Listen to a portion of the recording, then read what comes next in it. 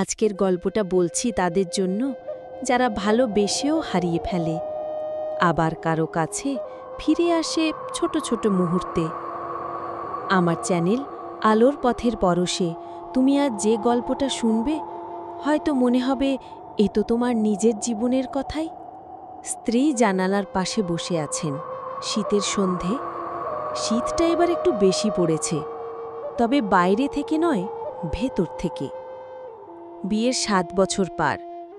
এখন রুমানার জীবনে সকাল আর রাতের মাঝে খুব একটা পার্থক্য নেই।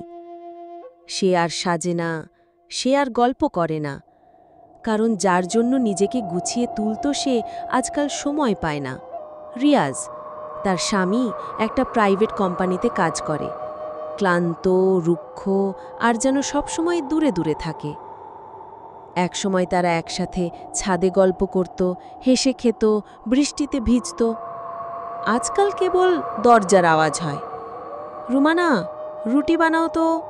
রুমানা, চার্জারটা কই? ভালোবাসা যেন এখন শুধুই প্রয়োজনে সীমাবদ্ধ। এভাবেই কেটে যায় দিন।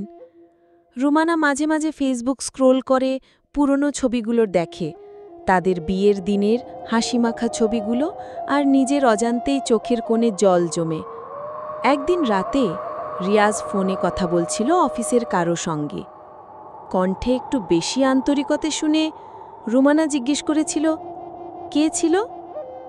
রিয়াজ বিরক্ত হয়ে বলেছিল, তুমি এখনও এসব নিয়ে সন্দেহ করো?